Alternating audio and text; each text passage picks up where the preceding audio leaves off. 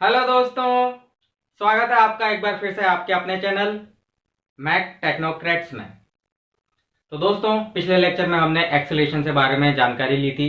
Acceleration का directional nature समझा था, एक्सेलेरेशन का फॉर्मूला देखा था, ठीक है, और उससे रिलेटेड कुछ इंपॉर्टेंट पॉइंट्स जाने थे। तो आज हम स्टडी करेंगे ग्राफ्स की। तो आज का हमारा टॉपिक हो जाएगा ग्राफ्स, ठीक है, ग्राफ, है ना। क्वेश्चन काइनेमेटिक्स के अंदर 1D मोशन और 2D मोशन में ग्राफ से रिलेटेड कई क्वेश्चंस आते हैं। तो सबसे पहले हम देखते हैं ग्राफ किसका, डिस्प्लेसमेंट का, ठीक है ना। तो पहला ग्राफ हमारे पास आ जाएगा डिस्प्लेसमेंट टाइम ग्राफ, ठीक है। सबसे पहले हमारे पास आ जाएगा डिस्प्लेसमेंट टाइम ग्राफ। तो डिस्प्लेसमेंट टाइम ग्राफ को चलिए हम समझते हैं इस तरीके से। इस एक्सिस पर हमने ले लिया t और इस एक्सिस पर हमने ले लिया डिस्प्लेसमेंट, ठीक है। चलिए अब इसके अंदर सबसे पहली कंडीशन अपन ये बनाते हैं, अगर हमारा ग्राफ ऐसा हुआ लीनियर, अगर हमारा ग्राफ कैसा हुआ, ऐसा हुआ लीनियर ग्राफ, बिल्कुल, ठीक है, जो टाइम एक्सिस के पैरेलल है, मतलब टाइम एक्सिस के साथ इसका स्लोप कितना है, 0 डिग्री, थीटा, ये लाइन इसके साथ कितना स्लोप बना रही है, 0 डिग्री। तो इसमें हमें क्या पता चल रहा है कि जब टाइम का इंस्टेंट ये था तब भी डिस्प्लेसमेंट यही था, और जब टाइम का इंस्टेंट ये था तब भी डिस्प्लेसमेंट यही था, ठीक है। तो यहां पर हम x लिख रहे हैं, इसका मतलब डिस्प्लेसमेंट को हम किसकी टर्म्स में बनाते हैं, पोजीशन की टर्म्स में। किसकी टर्म्स में बनाते हैं, पोजीशन की टर्म्स में। मतलब जब ये इंस्टेंट था तब भी पोजीशन यही थी, और जब ये डिस्प्लेसमेंट, ये इंस्टेंट था तब भी पोजीशन यही थी। तो इसका मतलब क्या होगा, इसका मतलब होगा डिस्प्लेसमेंट इक्वल टू 0, मतलब रेस्ट। अगर आपका ग्राफ ऐसा आता है टाइम एक्सिस के पैरेलल और स्ट्रेट लाइन, तो इसका मतलब है कि आपका जो पार्टिकल है उसका डिस्प्लेसमेंट 0 है, मतलब आपका पार्टिकल रेस्ट पर है, ठीक है। चलिए अब हम दूसरा देखते हैं। दूसरे में हमारे पास एक ग्राफ ये आ जाता है, ठीक है। इसके अंदर आप क्या देख रहे हैं, इसमें आप देख रहे हैं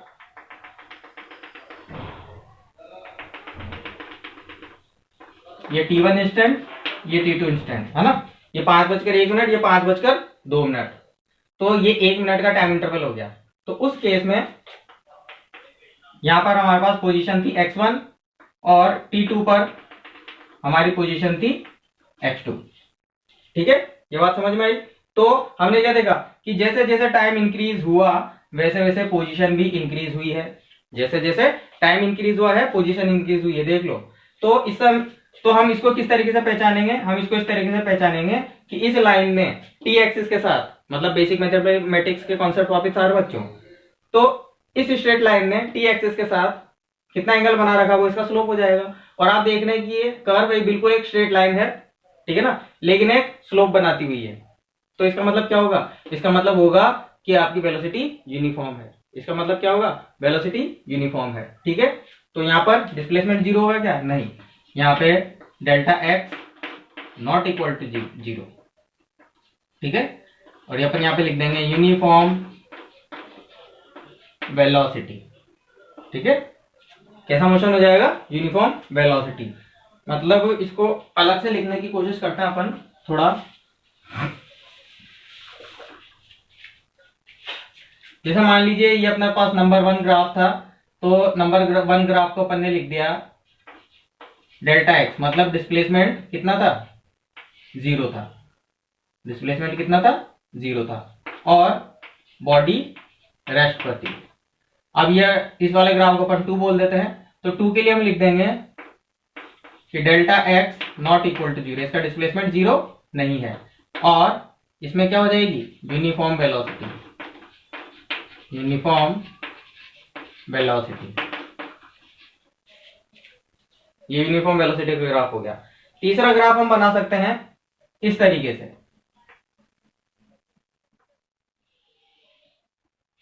ठीक है। तीसरा ग्राफ हमने इस तरीके से बनाया है, इसको अपन बोल देते हैं नंबर 3, इसको बोल देते हैं नंबर 3। अब देखिए इस ग्राफ के अंदर हम देख रहे हैं कि ग्राफ इस डायरेक्शन में जा रहा है, तो टाइम एक्सिस बढ़ रहा है, मतलब टाइम आगे की तरफ चल रहा है। तो हमारा जो ग्राफ है वो ऊपर जा रहा है, इट मीन्स पोजीशन भी बढ़ रही है।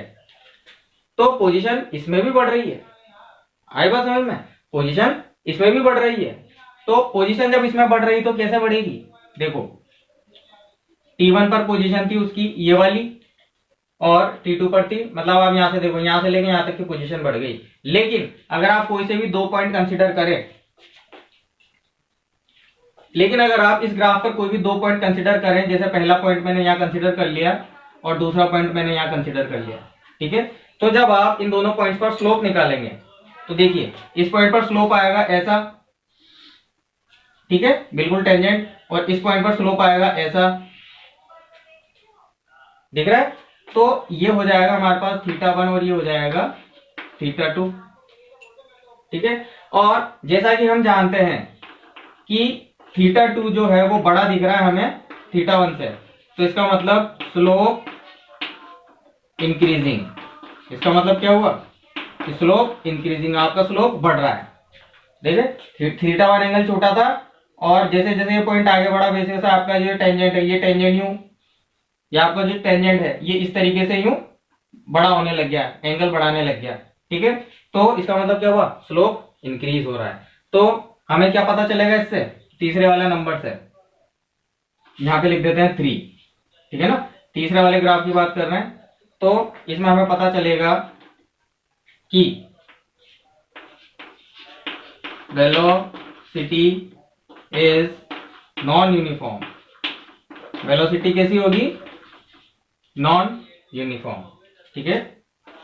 इसको अपन लिख सकते हैं means accelerated motion, means accelerated motion, ठीक है। एक्सेलरेटेड मोशन कैसे, वेलोसिटी बढ़ रही है, ठीक है ना, कंटिन्यूअसली बढ़ रही है। देखिए यहां पर वेलोसिटी कांस्टेंट है, इसके अंदर ये बिल्कुल स्ट्रेट लाइन है, तो हर पॉइंट पर आपको स्लोप थीटा ही मिलेगा आपको, ठीक है ना। तो स्लोप कांस्टेंट, इसका मतलब आपकी वेलोसिटी कांस्टेंट है, इसलिए मैंने लिखा था यूनिफॉर्म वेलोसिटी। लेकिन थर्ड वाला जो अपन ने ग्राफ बनाया उसके अंदर θ2 बड़ा है θ1 से, इसका मतलब स्लोप इंक्रीज कर रहा है ना, ये वाला बड़ा है। तो वेलोसिटी इज, इसलिए हमने इसको नॉन यूनिफॉर्म वेलोसिटी बोल दिया। और जब वेलोसिटी नॉन यूनिफॉर्म होती है, मतलब वेलोसिटी जब चेंज होती है, तो उसी को तो हम एक्सेलरेशन बोलते हैं, है ना। कल हमने पढ़ा था यही कि जब भी वेलोसिटी चेंज हो जाए, कैसे भी चेंज हो जाए, मैग्नीट्यूड में चेंज हो जाए या डायरेक्शन में चेंज हो जाए, ठीक है, तो उसे अपन एक्सेलरेशन बोलते हैं।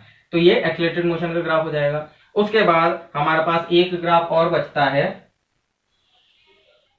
इस तरीके से, ठीक है। इसको 3 के बाद इसको अपन बोल देते हैं ग्राफ नंबर 4, ठीक है बच्चों। इसको ग्राफ नंबर 4 बोलेंगे। तो 4 के बारे में कुछ चीजें अपन लिख लेते हैं। अब 4 में आप देखिए, अगर हम 2 पॉइंट्स ले लेते हैं, ठीक है, एक पॉइंट ये यहां पर ले लेते हैं और एक पॉइंट यहां पर ले लेते हैं, ठीक है। अब इन दोनों पॉइंट पर हमें स्लोप चाहिए, क्या चाहिए, स्लोप। तो हम टेंजेंट खींचेंगे, इस पॉइंट पर ऐसा टेंजेंट आ जाएगा और इस पॉइंट पर ऐसा टेंजेंट आ जाएगा। आगे बात समझ में। तो देखिए ये टेंजेंट को मैं पीछे से एक्स एक्सिस से काट नहीं सकता, तो मैं यहीं पर एक्स एक्सिस बना देता हूं इसके पैरेलल, ठीक है। इसके पैरेलल में लाइन बनाता हूं ब्लू कलर से, इसके पैरेलल ये लाइन है, तो ये एंगल हमारे पास हो गया θ1, ठीक है ना। ये देखिए टी एक्सिस के पैरेलल एक लाइन बना दी, तो इस पॉइंट का स्लोप आ गया θ1। और ऐसे ही मैं यहाँ पर टी एक्सिस के पैरेलल एक लाइन बना देता हूं, तो मेरे पास ये एंगल आ जाएगा इस पॉइंट के टेंजेंट से θ2। तो आप क्या देख पा रहे हैं, आप देख रहे हैं कि पहले θ1 इतना बड़ा था, ठीक है, इतना बड़ा था, और उसके बाद बढ़ते बढ़ते वो ऊपर की तरफ बढ़ते बढ़ते करके लो छोटा हो गया। पहले इतना था, फिर ऐसे छोटा हो गया। इट मीन्स कि θ2 जो है जब वो लेस देन θ1 है, तो स्लोप डिक्रीजिंग, स्लोप क्या कर रहा है, डिक्रीज कर रहा है। तो इसका मतलब भी वही होगा कि velocity is non uniform, means deaccelerated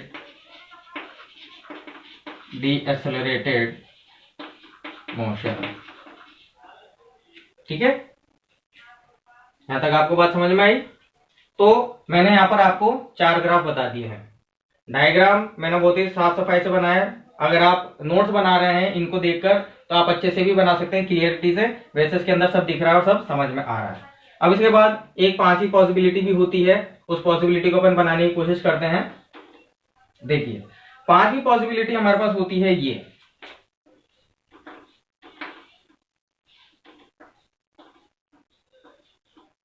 पांचवी पॉसिबिलिटी हमारे पास ये होती है। ठीक है ना, इसको मैंने डैश इसलिए बनाया है क्योंकि ये पॉसिबल नहीं है। मतलब ये जो 5वां नंबर का ग्राफ है इसको अपन बोल देते हैं 5, है ना। ये 5वें नंबर का जो ग्राफ है इसको हम बोल देते हैं पॉसिबल नहीं है, तो यहाँ लिख देते हैं 5, 5वें नंबर का। ठीक है ना, इसको बोल देते हैं इम्पॉसिबल, इम्पॉसिबल मोशन। ठीक है ना, अभी तक की जो फिजिक्स है उसके लिए तो इम्पॉसिबल मोशन बोल सकते हैं, वही साइंटिस्ट तो इस पे भी रिसर्च कर रहे हैं। इम्पॉसिबल मोशन, इम्पॉसिबल मोशन क्यों? क्योंकि एक ही टाइम इंस्टेंट पर आपकी पोजीशन इनफाइनाइट है। ठीक है ना, जैसे आप इस टाइम पे देखो तो ये है हमारे पास 5:01, तो 5:01 पर आप 6 मीटर दूर हो, फिर 5:01 पर ही आप 8 मीटर दूर हो, फिर 5:01 पर ही आप 15 मीटर दूर हो। तो एक ही समय पर आप 3 जगह पे नहीं हो सकते, भगवान थोड़ी है। ठीक है, तो ये इम्पॉसिबल मोशन हो जाता है।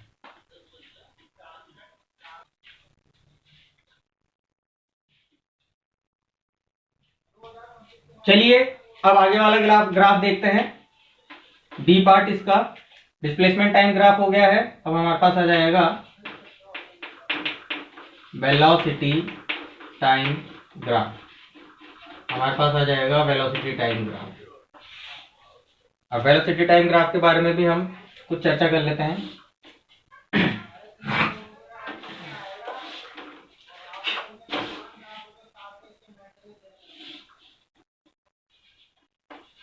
ये हमारे पास है वेलोसिटी और ये है हमारे पास टाइम एक्सिस।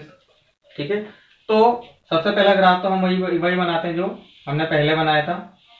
ठीक है, ये हमारा ग्राफ है और इसको अपन बोल देते हैं नंबर 1। ये ना हमारा नंबर 1 ग्राफ है। तो इस ग्राफ के लिए अगर आप देखें टाइम एक्सिस पर इसके प्रोजेक्शंस डाल दें किन्हीं भी 2 पॉइंट के, तो ये इंस्टेंट था T1, ये इंस्टेंट था T2। तो देखिए T1 पर आपकी वेलोसिटी यही थी और T2 पर भी आपकी वेलोसिटी यही थी। इसका मतलब क्या हुआ? इसका मतलब हो गया यूनिफॉर्म वेलोसिटी। तो नंबर 1 को अपन क्या लिख देंगे? Uniform velocity. और यूनिफॉर्म वेलोसिटी है इसका मतलब क्या हो जाएगा कि एक्सेलरेशन, एक्सेलरेशन आपके इक्वल टू 0। एक्सेलरेशन आपका 0 होगा, मतलब वेलोसिटी यूनिफॉर्म है। उसके बाद आप इस तरीके से दूसरा ग्राफ देख सकते हैं जो हमने इसमें बनाया था, तो इसको अपन 2 नंबर बोल देते हैं। ये दूसरा ग्राफ इस डायरेक्शन में जा रहा है। दूसरे ग्राफ में आप देख सकते हैं कि जब टाइम T1 था तब वेलोसिटी हमारे पास V1 थी और जब टाइम T2 हो गया तब वेलोसिटी हमारी V2 हो गई। तो आप देखिए ये लाइन भी एक स्लोप बना रही है थीटा। तो हम क्या जानते हैं कि T1 से T2 टाइम इधर बढ़ रहा है और उसके करस्पॉन्डिंग V1 से V2 वेलोसिटी भी बढ़ रही है। ठीक है, टाइम बढ़ने के साथ वेलोसिटी बढ़ रही है। तो इसका क्या मतलब हुआ? इसका मतलब हुआ वेलोसिटी चेंज हो रही है। तो नॉन यूनिफॉर्म वेलोसिटी, दूसरे को अपन लिख देंगे non uniform velocity. Non uniform velocity इसका मतलब क्या हो जाएगा? Constant acceleration. ये हो जाएगा कांस्टेंट एक्सेलरेशन दूसरे वाले का। अब चलिए तीसरा देखते हैं।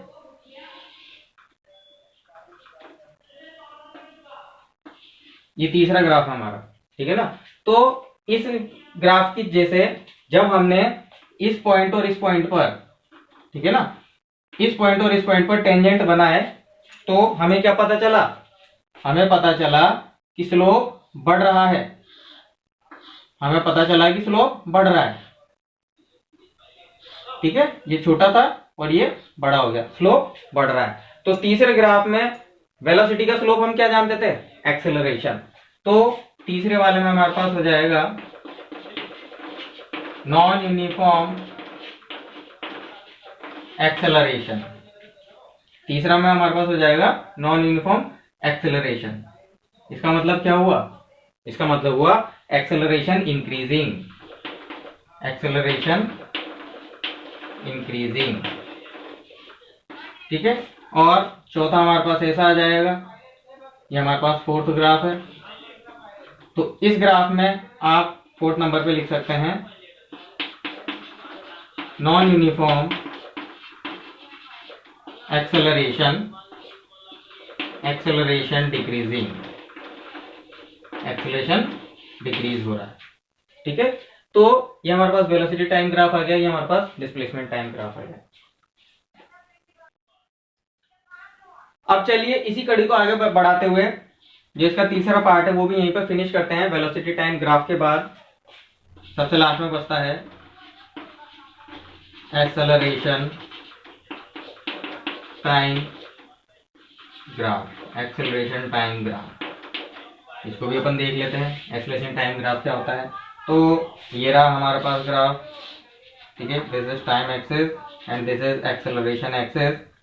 तो अब आप देखिए इसके अंदर अगर मैं एक स्ट्रेट लाइन बनाता हूं, ठीक है, स्ट्रेट लाइन बनी है, मतलब जो t1 इंस्टेंट पर एक्सेलरेशन था वही t2 इंस्टेंट पर एक्सेलरेशन है। इस पॉइंट, इस इंस्टेंट पर भी एक्सेलरेशन इतना ही था और इस इंस्टेंट पर भी एक्सेलरेशन इतना ही है। तो नंबर वन ग्राफ हमें क्या बताएगा? नंबर वन ग्राफ हमें बताएगा यूनिफॉर्म एक्सेलरेशन। ठीक है, यूनिफॉर्म एक्सेलरेशन मतलब वेलोसिटी इंक्रीज। ठीक है। सेकंड अब देख लेते हैं, अगर आपके पास ग्राफ इस तरीके से आता है 2 नंबर ये वाला, तो इसमें आप देख रहे हैं t1 पर आपके एक्सेलरेशन इतना था, t2 पर आपके एक्सेलरेशन बढ़ गया। तो नंबर 2 में हम लिख देंगे नॉन यूनिफॉर्म एक्सेलरेशन। ठीक है ना, ये हो जाएगा नॉन यूनिफॉर्म एक्सेलरेशन, मतलब एक्सेलरेशन बढ़ रहा है, एक्सेलरेशन इंक्रीज, एक्सेलरेशन इंक्रीजिंग। ठीक है। और एक आएगा हमारे पास, खड़ा तो आ नहीं सकता, यहां पर भी वो परपेंडिकुलर वाला नहीं आ सकता क्योंकि परपेंडिकुलर वाला इम्पॉसिबल हो जाएगा। यहां तक आपको बात समझ में आ गई होगी, है ना। अब ये तो बिल्कुल बेसिक्स ग्राफ थे, है ना, ये तो बिल्कुल बेसिक ग्राफ थे, लेकिन इनके कॉन्सेप्ट्स का यूज हम कैसे करते हैं न्यूमेरिकल्स में वो हम आने वाले लेक्चर्स में देखेंगे। तो चलिए बच्चों, इसी क्रम में आगे बढ़ते हुए हम नेक्स्ट टॉपिक लेते हैं रिलेशन अमंग वेरिएबल्स। ठीक है ना, relation among variables, relation among variables. ठीक है। तो चलिए अब हम कुछ वेरिएबल्स लेते हैं और उनके बीच में रिलेशन निकालते हैं। तो सबसे इसके पहले ए पार्ट हमारे पास आ जाएगा for non uniform accelerated motion, for non uniform acceleration. ठीक है, सबसे पहले हम बात करेंगे नॉन यूनिफॉर्म एक्सेलरेशन के लिए। नॉन यूनिफॉर्म एक्सेलरेशन का मतलब क्या है कि एक्सेलरेशन जो है वो आपके या तो टाइम का फंक्शन हो या फिर एक्सेलरेशन आपके पोजीशन का फंक्शन हो। ठीक है, इस तरीके का जब आपके एक्सेलरेशन होता है तो वो नॉन यूनिफॉर्म होता है, क्योंकि जैसे जैसे टाइम बढ़ता है पोजीशन बढ़ती है और करस्पॉन्डिंग एक्सेलरेशन भी बढ़ता है। ठीक है ना, ग्राफ में हमने देखा था एक्सेलरेशन जब फिक्स रहता है तो इसे अपन यूनिफॉर्म एक्सेलरेशन बोलते हैं। अब इस केस में हम जानते हैं कि एक्सेलरेशन जो होता है उसे अपन लिखते हैं dv/dt। ठीक है, अगर आपके यूनिफॉर्म एक्सेलरेशन होता तो हम यहाँ डेल्टा v/डेल्टा t लिखते हैं, क्योंकि उसकी लाइन स्ट्रेट आती थी तो स्लोप हर जगह कांस्टेंट रहता था, तो अपन बड़े टाइम इंटरवल के लिए निकाल लेते थे। लेकिन ये नॉन यूनिफॉर्म है, इसमें स्लोप यूं जा रहा है तो हर पॉइंट पर स्लोप अलग अलग है। ठीक है ना, इसलिए हमें डेल्टा टी बहुत छोटा लेना पड़ता है, इसलिए हमें टेंजेंट की जरूरत पड़ती है, और टेंजेंट का मतलब होता है डेरिवेटिव। अगर इस इक्वेशन को मैं इस तरीके से लिख देता हूं a dot dt is equal to dv। अब अगर मैं दोनों तरफ इंटीग्रेट कर देता हूं तो मुझे मिल जाता है इंटीग्रेशन ऑफ dv, मुझे मिल जाता है इंटीग्रेशन ऑफ dv, ये सब वेक्टर टर्म्स में है बच्चों। ठीक है ना, integration of dv is equal to integration of a vector जो कि t का फंक्शन है डॉट dt। है बात समझ में। अब अगर हम लिमिट लगाने की बात करें तो लिमिट जब वेलोसिटी v1 थी तब टाइम t1 था, जब वेलोसिटी v2 थी तब टाइम t2 था। ठीक है ना, वही इनिशियल और फाइनल वाला सीन समझ रहे हो ना, इनिशियल और फाइनल। तो एक्सेलरेशन के फॉर्मूले से हमने एक रिलेशन निकाल लिया और उसका इंटीग्रेशन का रूप दे दिया हमने। क्या दे दिया? इंटीग्रेशन का रूप। तो इसको अपन क्या बोल देंगे? Velocity time relationship. एक्सेलरेशन को हमने क्या माना है? नॉन यूनिफॉर्म, तो उसको अपन ने इंटीग्रेशन के अंदर रखा है। कहां रखा है? इंटीग्रेशन के अंदर। अगर ये यूनिफॉर्म होता तो अपन इसको इंटीग्रेशन के बाहर रखते हैं। तो इसे अपन क्या बोलते हैं? ये है हमारे पास वेलोसिटी टाइम रिलेशन। ये हमारे पास है वेलोसिटी टाइम रिलेशन। इससे आप कई न्यूमेरिकल सॉल्व कर सकते हैं। ठीक है, तो ये पहला स्टार लगा देते हैं। दूसरा स्टार अपन यहाँ पे लगा देते हैं कि एक्सीलरेशन के बारे में अपन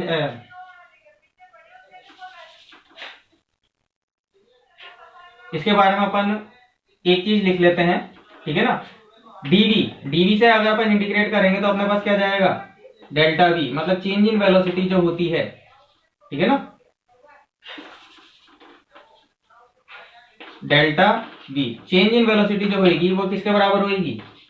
एरिया अंडर एटी ग्राफ।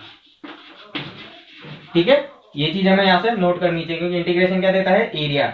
यहाँ पर ए और इंटीग्रेंड है dt, तो इसका मतलब ये दोनों मिल मल्टीप्लाई होकर एरिया देंगे। तो एरिया अंडर एटी ग्राफ किसके बराबर होगा? dv। यहाँ पे सिर्फ डिफरेंस निकलेगा।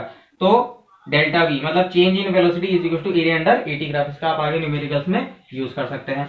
चलिए दूसरा रिलेशन देखते हैं अपन। दूसरा रिलेशन अपने पास था एक्सेलरेशन इज इक्वल्स टू, मैंने आपको पहले भी लिख के बताया है, V dot dv by dx। तो इसको भी अपन इसी तरीके से कन्वर्ट करेंगे तो हमारे पास आ जाएगा A vector dot dx is equals to V vector dot dv।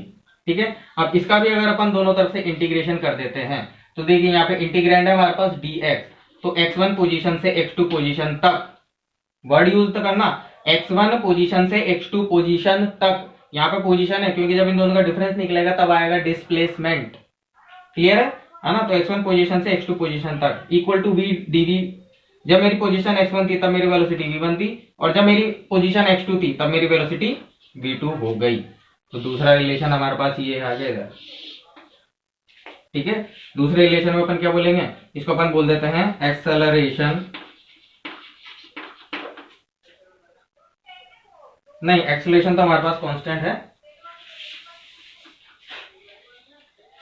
Sorry acceleration हमारे पास कांस्टेंट नहीं है, एक्स का फंक्शन है। ठीक है ना, यहाँ पर एक्सेलरेशन टी का फंक्शन था, यहाँ पे ये ए क्या है?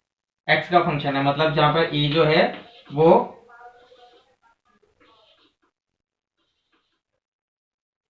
एक्स का फंक्शन है, यहाँ पे ए एक्स का फंक्शन है। ठीक है, तब इसका यहाँ पे इंटीग्रेशन हो जाएगा।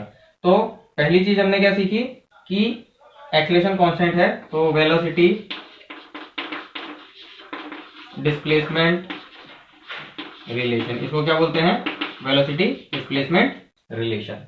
यहां तक आया आपको बात समझ में? मतलब यहां पे मैं आपको एक पॉइंट बताना चाहता हूं कि अगर आप पोजीशन पे हैं, है ना, अगर आप पोजीशन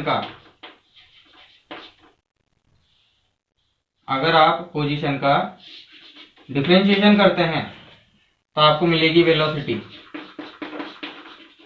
और आप वेलोसिटी का डिफरेंशिएशन करते हैं तो आपको मिलेगा एक्सेलरेशन। ठीक है, अगर आप पोजीशन का डिफरेंशिएशन करते हैं तो आपको मिलेगी वेलोसिटी, और वेलोसिटी का डिफरेंशिएशन करते हैं तो आपको मिलेगा एक्सेलरेशन। यही चीज अपोजिट में भी ट्रू है कि अगर आप एक्सेलरेशन का इंटीग्रेशन करते हैं तो वेलोसिटी मिलेगा, और आप वेलोसिटी का इंटीग्रेशन करते हैं, ठीक है, तो आपको पोजीशन मिलेगा।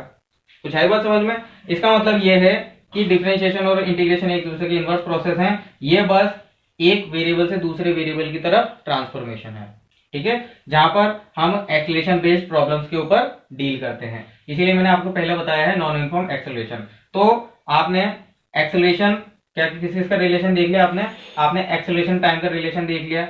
तो ये जो डिफरेंशिएशन हो रहा है टाइम के रेस्पेक्ट में हो रहा है, इंटीग्रेशन हो रहा है वो भी टाइम के रेस्पेक्ट में हो रहा है, यहाँ पर भी सेम बात है। ठीक है, तो आपने चौथा वेरिएबल टाइम है जो वो तीनों के साथ खेलता है। चौथा वेरिएबल क्या है?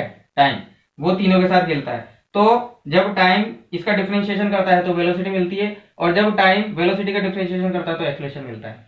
इसी तरीके से एक्सेलरेशन का टाइम के रेस्पेक्ट में इंटीग्रेशन करते हैं तो वेलोसिटी मिलती है, और उसी तरीके से वेलोसिटी का टाइम के रेस्पेक्ट में इंटीग्रेशन करते हैं तो पोजीशन मिलती है ना, या फिर डिस्प्लेसमेंट मिलता है। ठीक है, जब आप इंटीग्रेशन की लिमिट लगाएंगे तो आपको ऑटोमेटिकली डिस्प्लेसमेंट मिलेगा। तो ये चीज आपको अच्छे से याद रखनी है। तो चलिए बच्चों, अब उस पार्ट पे आते हैं जो हमें पढ़ना है। वो आ जाएगा for uniform acceleration, for uniform acceleration, uniform acceleration के लिए। यूनिफॉर्म एक्सेलरेशन में क्या होगा? मैग्नीट्यूड और डायरेक्शन दोनों कांस्टेंट होगी। तो जब मैग्नीट्यूड और डायरेक्शन दोनों कांस्टेंट होंगी तो हम क्या लिख सकते हैं?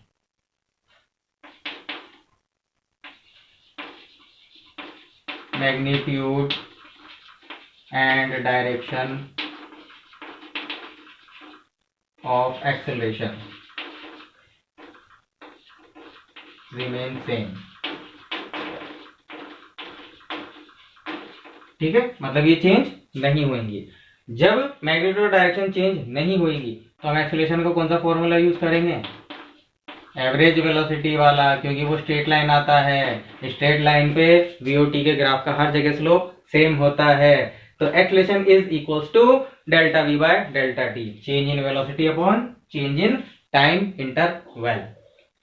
इसमें क्या आता था? Instantaneous change in velocity upon time instant, upon time instant, यहां पे टाइम इंटरवल है। चलिए, इससे हमारे पास आ जाएगा डेल्टा वी, ये हमारे पास आ जाएगा ए डॉट डेल्टा डी टी, नहीं डेल्टा टी। अब हमें पता था कि डेल्टा का मतलब क्या होता है? डिफरेंस। तो ये हमारे पास हो जाएगा v2 vector minus v1 vector. ठीक है, मतलब इनिशियल और final is equals to A. Acceleration हमारे पास कांस्टेंट है, इसका मतलब हो जाएगा t2 माइनस t1।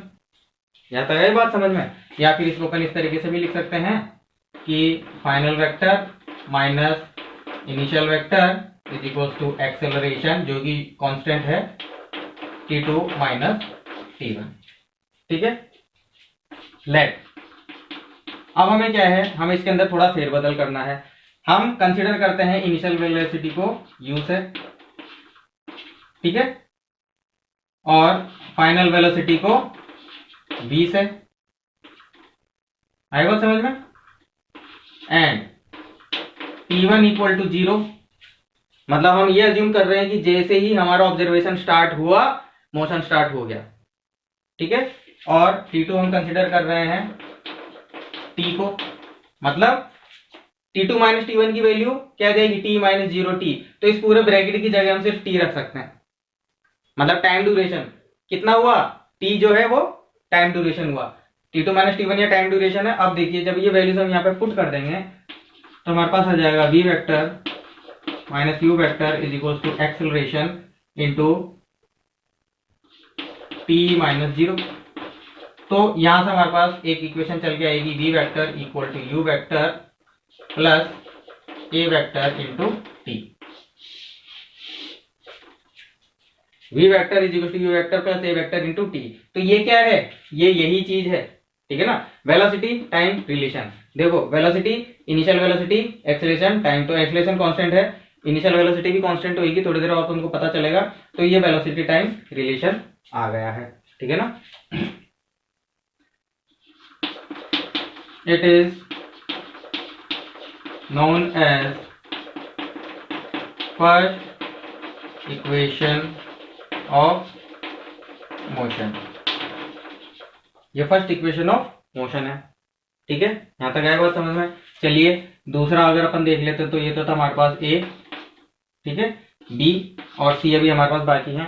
तो b हम देख लेते हैं। b हमने देखा था acceleration is equal to v delta v by delta x। भाई हम एवरेज की बात कर रहे हैं, अब एक्सेलरेशन कांस्टेंट है तो ये सब डेल्टा में कन्वर्ट हो जाएंगे हमारे पास। ठीक है, चलिए, तो हम इसको इस तरीके से लिख सकते हैं a into x2 minus x1 equal to v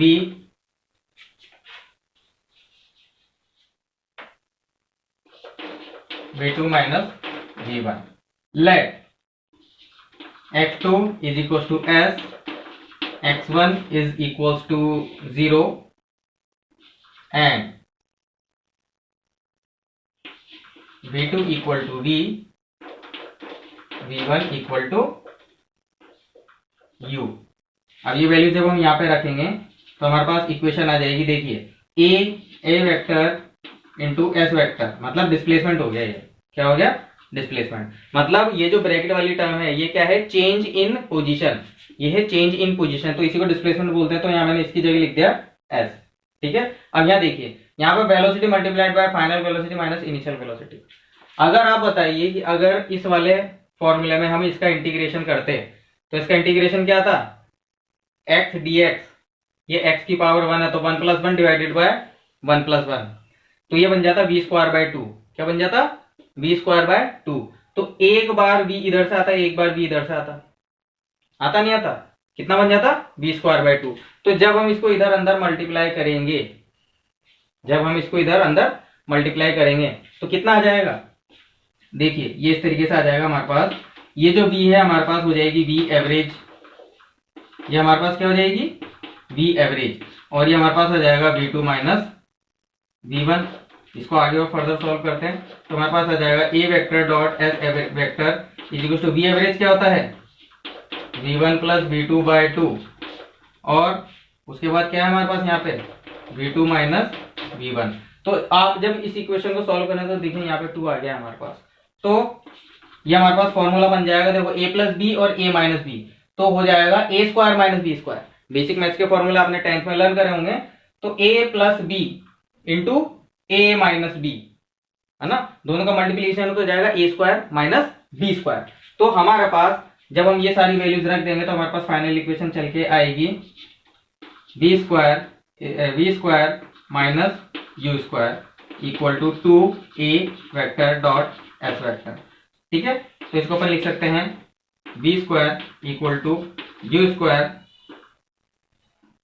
plus 2a vector dot s vector.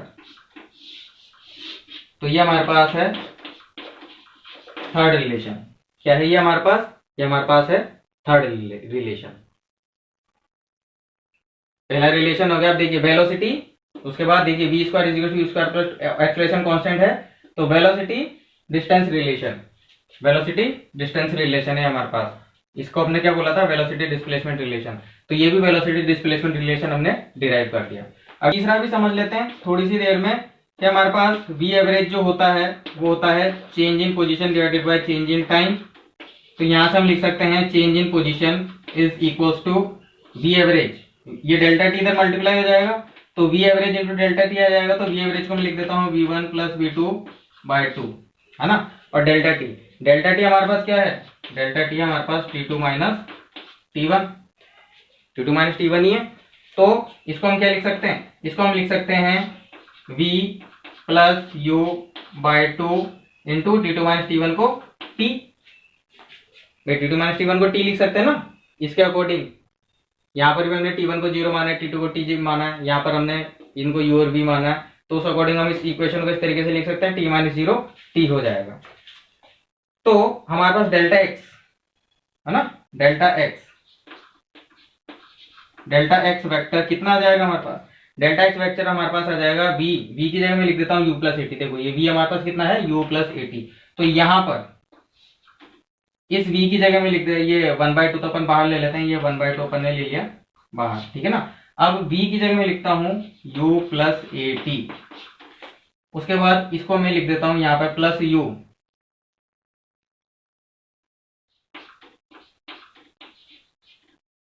ठीक है।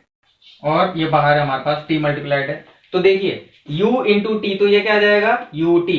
उसके बाद u इंटू टी, ये 1/2 पूरे से मल्टीप्लाइड है तो यहाँ t/2 कर देते हैं अपन, ठीक है ना, ये t/2 कर देते हैं। तो ये हो जाएगा 2u, u plus u 2u into T divided by 2 तो ut। तो हमारे पास सेकंड रिलेशन चल के आ जाएगा, चेंज इन पोजीशन या फिर displacement is equals to ut plus half A vector into T square. ये हमारे पास डिस्प्लेसमेंट टाइम रिलेशन है। ठीक है, इनको हम इसको हम बोलते हैं फर्स्ट इक्वेशन ऑफ मोशन, इसको हम बोलते हैं सेकंड इक्वेशन ऑफ मोशन, इसको हम बोलते हैं थर्ड इक्वेशन ऑफ मोशन। इसकी इसी तरीके से 3-4 मोशन और हैं अभी, है ना, जिनकी इक्वेशन से भी डिराइव करना बाकी है। तो नेक्स्ट लेक्चर में हम उन इक्वेशन को डिराइव कर लेंगे और कुछ इंटरेस्टिंग न्यूमेरिकल्स के साथ हमारे कार्यों को आगे बढ़ाएंगे। ठीक है बच्चों,